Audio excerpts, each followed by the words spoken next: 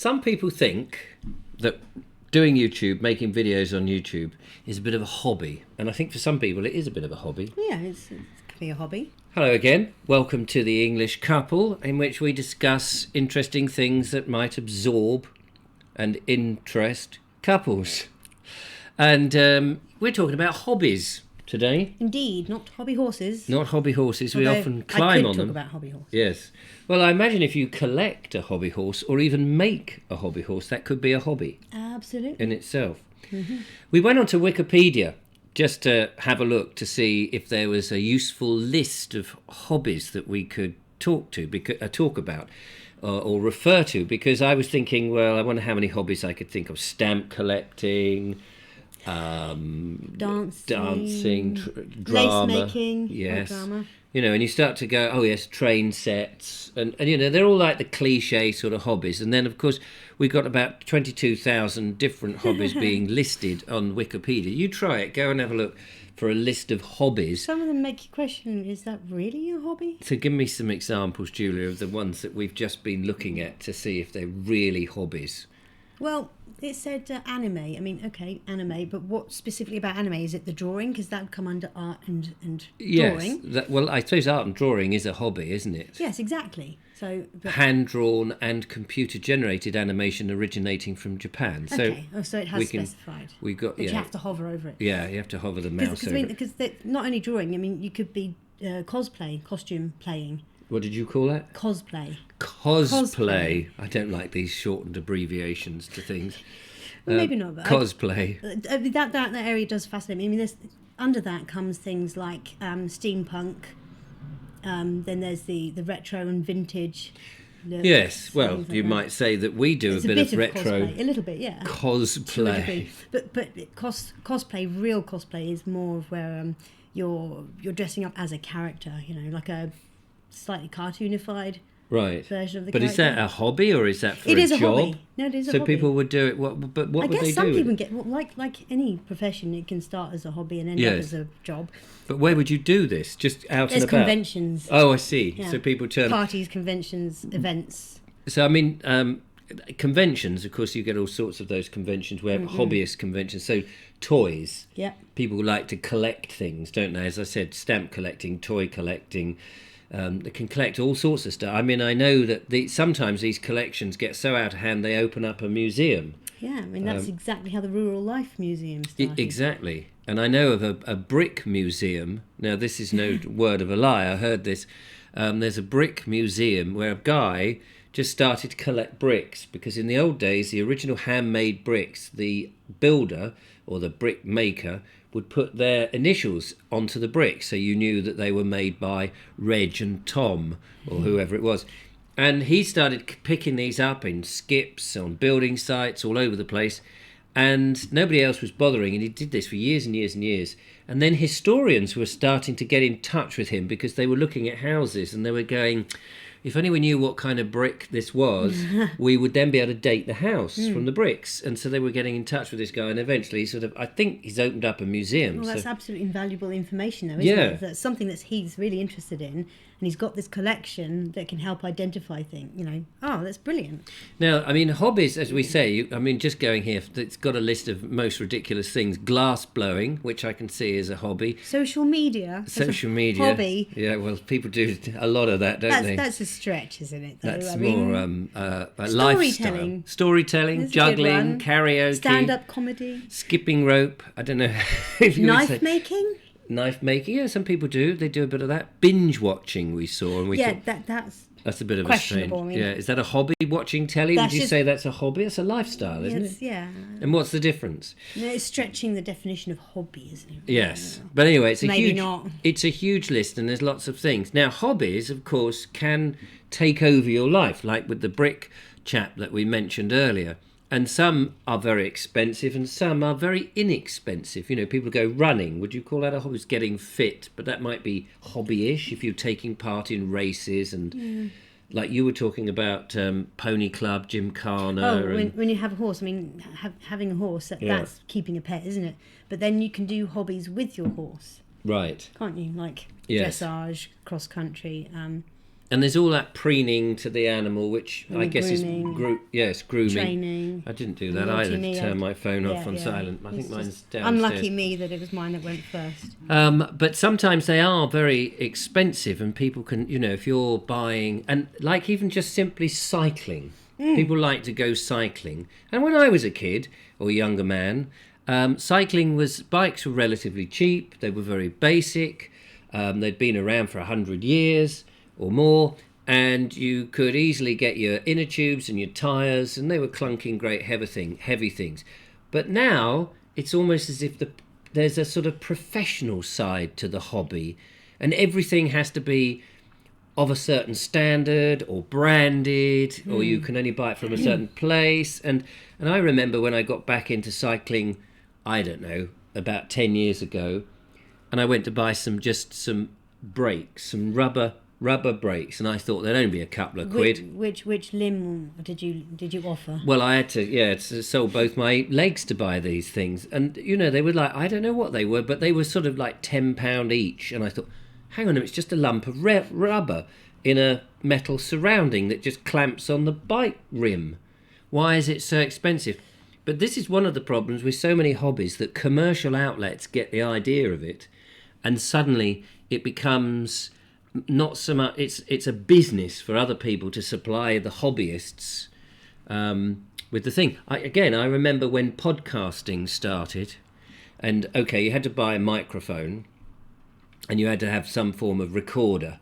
And then once it became a popular thing, podcasting, there were millions of companies selling you all sorts of different microphones. You need this mixing desk, you need that condenser, you needed this little tweaky thing and that little thing, and you needed this, and you could upload to our server. And suddenly, this whole support network for something which was really just somebody going, hello, I'm a podcaster, on their own. But it's true, isn't it? And so many, you get the hobby shops, and then you get chain stores of hobby shops selling you all this hobbyist stuff, just to keep us amused. So have you got any hobbies, Julia? Well, there's my music. Yes. I like to play my instruments. I've got a few instruments, but there's only one I really play at the moment. I'd love to have a music room to put all my instruments up and be able to keep them all tuned. So do you collect instruments, or you just have an instrument that you play and that's the thing? I do it as partially for therapy, right? Because life is difficult, and we know that therapy is good. Yes, and they take you off into a different plane. And music, of course, if you can create music, I'm always envious of anybody. I wouldn't go so far as to say that I could create music, but you can play it though. You can sit there and you sing, even if it's somebody else's work that you're singing and playing. You're creating music because there wasn't the music before you started. It's true. I was being degrading of myself there. Well, don't. No, the fact that you could do that, and I think anybody who can do that, because you're whiling away, you're taking yourself off. As you say, the world is a harsh place. And even if you're stamp collecting or doing something with very simple things, like building a Big Ben, or the tower Big Ben sits in, whatever it's called. Elizabeth Tower, is it? That Big Ben, the bell, sits in? Houses of Parliament. I know what it's called. Well, tell me what it's called then. But anyway, if you're building that out of matchsticks and it's taking you a long time, or these Airfix models or things like that,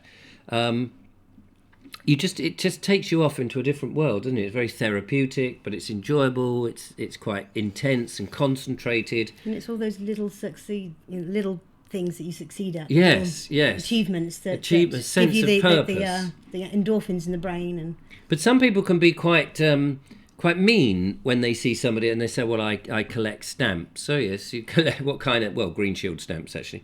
Well, that's not really collecting, is it? That's a marketing ploy. But no, if some people get a bit, oh, well, why are you wasting your time doing that? Come down the pub and just get drunk with us. And you go, well, I don't want to, thank you. I'm getting a lot out of making matchsticks out of this little aeroplane, or these little models, or little animations I'm making, or whatever it is, People love their hobbies. And having time, and of course space, to do it is an important thing, I think. So having an instrument, like with your hobby, you don't need a lot of space, unless it's a grand piano. Well, no, quite. I mean, that's why the ukulele is my current go-to instrument, because it is small, It's compact. It sounds nice and jolly. And you can travel with it Easy anywhere. to play. Yeah. Yes, and I can take it. I do need to get a proper bag for it so it doesn't get knocked about so Is that like much. one of these black violin cases that often you think there's a big Tommy gun in it? It would be a smaller one, but yes. Similar. Yeah. Well, I think that's very nice. Do you have any other hobbies and things? I mean, because children disrupt the family, don't they? Having do. children, if you've got hobbies, suddenly it's not so easy to do them when you've got young kids. Yes, that's right. Well, I used to make a bit of jewellery. I used to use this plasticated coloured clay called Fimo. Flymo. Fimo. Fimo. Fimo. I don't know how it's supposed to be pronounced, but that's how I pronounce it. Right. And I used to make things out of what is called millefiori. I beg your pardon? Millefiori. Millefiori. Probably mispronouncing that as well, but it's I think it's Latin for 1,000 flowers. Right. And you roll this stuff out, you flatten it, you use actually a pasta maker. Oh, okay. That flattens and makes it regimented. Then you roll them all together, and you end up with this large sheet of what looks like 1,000 flowers of varying different colours and stuff. Is it like pastry that you sort of push out with a pastry cutter, these flowers? Is that the same sort of thing? Not quite. No, fair enough. Just asking. But I would decorate jars and things with it. Right. Yeah. Yeah, and make nice little hangings. And So, and we know that you've got some friends that make like miniature people and. Oh yeah, so I have friends that crochet. In fact, We've in the old Vogue show, we've had people make little figures for us and stuff that they've done out of all sorts of bits and bobs. oh no, they're behind you. Oh, they're behind me. Yeah, little Vobes and Julia over there. Yes. Can I fetch them? Yeah, go fetch I'll them. go fetch Can you see them? They're on the wheels of the tape That's- recorder. Absolutely.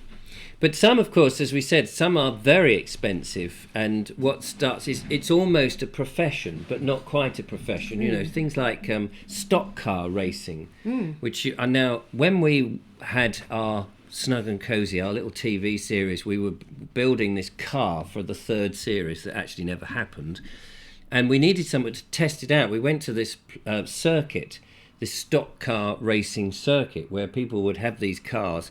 And the guy did say, he said, oh, you should drive this in a stock car race and it would look good because it was themed as a space rocket. I said, no, we don't want it beaten up and smashed to bits. It's barely holding itself together at the moment. And anyway, we were testing our routine that we were going to do with this car at different events.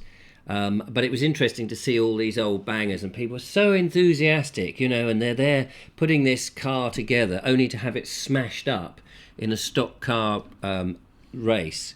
And I guess that's the same with all this sort of drag racing and all of that. And then there are competitions, you know, that advance the hobby. And Robot Wars. And yes, there was a television series I for absolutely ages. love that. There's, I think the television series came up because there was Such a thing going on. So I think that's fantastic. Yes. And then, of course, show the characters. There we are. Look, these are the Voby and the lovely Julie with My the purple hair. long-standing, long-suffering bestie Cheryl made these. Oh, brilliant.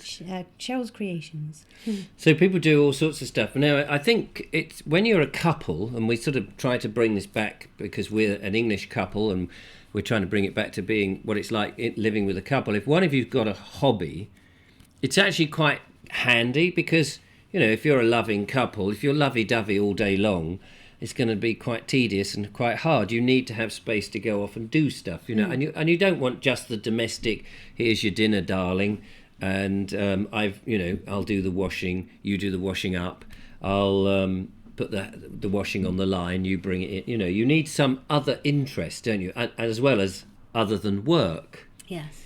In life, and hobbies can be those things that you just go, well, I'm going off to do my thing, whatever it is, scarf knitting or dissecting flies, you know, whatever it is that you enjoy, you know. Dissecting flies, that reminds me, there was one, was it fly tying? Fly tying. What is that? Well, it must be fly tying for fishing. Yes, People but go fly that fishing. in its own self can't be a hobby. Surely, I mean, that would be fishing. Well, it would fishing. be. You would think so. I'll see if I can find it again. What is it? It was up. Fly tying. Here we go. Fly tying. Fly tying is the process process of producing artificial fly used by fly fishers, anglers to catch fish. Fly fishing is a manual process done by a single individual using hand tools and a variety of natural and man-made materials. Right, so it's actually making It's making fly. the fly hook that looks like a fly. Yeah. So that the flies. But calling it fly tying is like, well, you tie the fly to the thingy. Yes. Anyway, Yes. okay, I understand that now. There you go. Radio-controlled model making, rapping they've got here as a hobby. I suppose it is. People do sing, don't they? And they sing a certain type of thing. Yeah, rapping as in, Not I'm rapping not as gonna in embarrass presence, myself, but yeah. rapping as in the awful singing technique that's done by objectively. young. Yes, it's very objective. I object to it at all. Herp keeping. What's a herp? Herp. It's reptiles. Oh, well, there you go. So I've been a herp keeper. Have you been? I see. I And know. not anymore. No, there was me thinking that meant a harp. That they'd spelt it wrong. Bread making, butchering, Hydroponics. hydroponics. Which is basically it's basically indoor Ponds? gardening, but you're using water. Right. So is that like that water falls down the side of And the? I think you usually have fish in there as well because their poop is the fertilizer basically. I mean, when you look at this, you could think to yourself, "Hang on, there's a whole YouTube channel looking at people's hobbies." There's one here saying reviewing products. Well, that's a YouTube niche, isn't it? Singing, sketching, slot car. What is we a both saw what's that? slot car at the same time. It's been bugging me for a while actually. Oh, that's Scare Electrics, isn't it? Well, why not call it? Well, I suppose Scare Well, Electrics Scare Electric is a a brand. Yeah, that's true. Slot car. Well, Slot slot car. track And a slot would track. have made yeah. more sense, but okay. And Kendama. No, Kendama. I said that sounds Japanese, doesn't it? It's a game, is it? Is a traditional Japanese skill toy consists of a handle, the ken, and a pair of cups, the saradu, and a ball, tama or tama, that are all connected together by string. Oh, it's a bit like there's another. It's one of these, throw the thing up and catch it in the cup type thing, like a Victorian. Homing pigeons. Listening to podcasts is there as a hobby, which I suppose it's a very broad term, hobby. Crossword puzzles, of course, people love doing that, don't they? Minimalism. How is minimalism a Where the hell hobby? is that? Minimalism. Let me see. Down, Where is down, it? down, Down. Down. Simple living refers to the practice that remote simplicity in one's promotes. I beg your pardon. Simplicity in one's lifestyle. Common practices of simple living include reducing the number of possessions one owns, depending on less technology and services, and spending less money. Not only is it simple living focused on, and it goes on. That's not a hobby. That's a lifestyle. That's a lifestyle, That's isn't it? absolutely not a hobby. No, but I suppose And that studying it could be a hobby. yes, and maybe helping other people do it might be. But again, that would be more of a profession. I was going to say. suppose. Model engineering. Yes. So there's clearly there's millions of hobbies that people get up to, but I do think they're important because I suppose the It difference. enriches your life, doesn't it? Sorry to I was interrupt. going to say the difference between a hobby and a profession is you're doing it as an amateur, and you might enter into competitions and.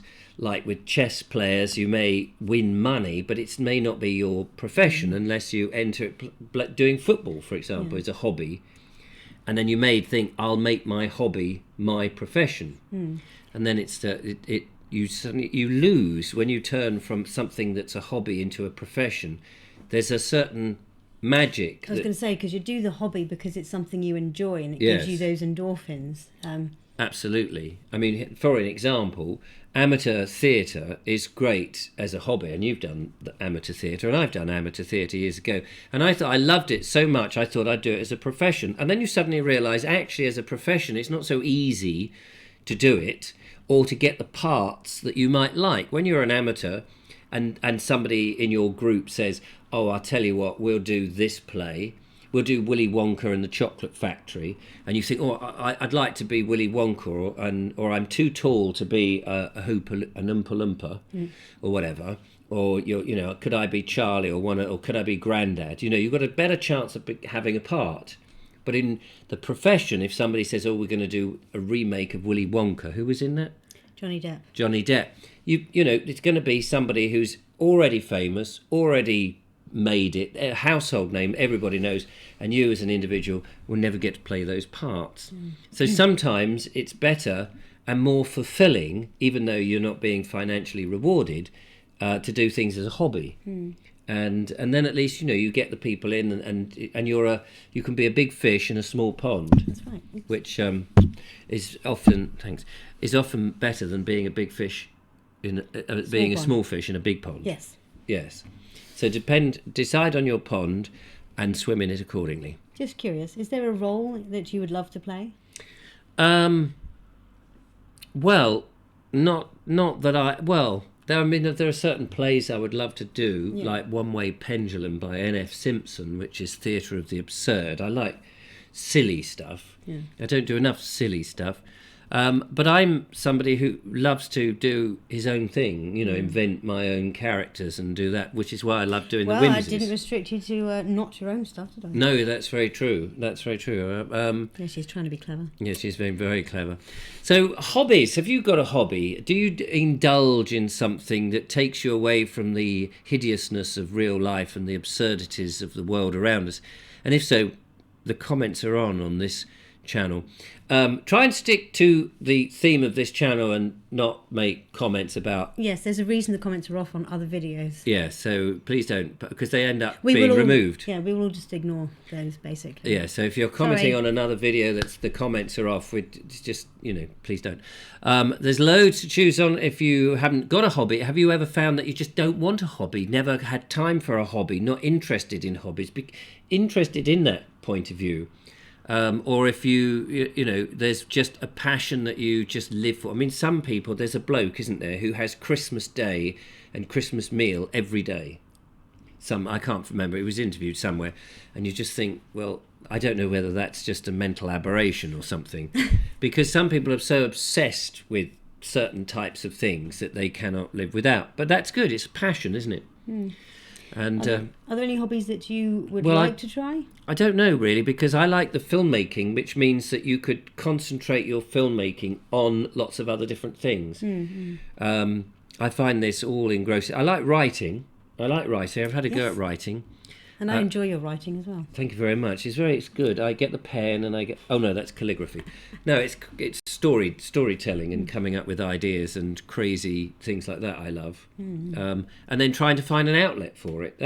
That's sometimes the problem. If it's creative, you can make all these sort of things, but if you make them and then it's like, right, well, that's that, throw it away, next. You know, you almost need something to do with it, whether that's putting it in a little scene and having that displayed so that when people come round they can go, oh, wasn't it nice? Look at that little scene. It's lovely. Anyway, they make nice little gifts for people. Yes, and so some hobbies are very useful for other people, aren't they?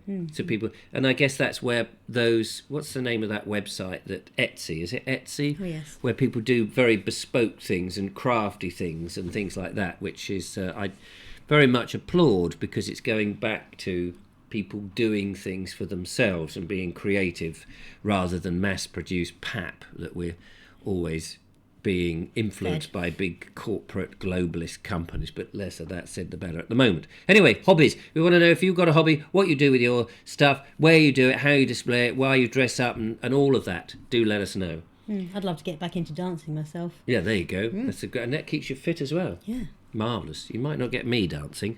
No, but, that's a shame, because I've always wanted a partner for dancing. Have you? Oh, well, I better try and learn something. What, like the quick step? Could I do the slow step? Could I do the tortoise step? I'd love to try the Argentine tango. Very sensual. Oh, well, there we are. Well, we'll go and practice doing that. Thank you very much for watching in our episode today, and we will catch up with you next week. Till then, from us... Bye for now.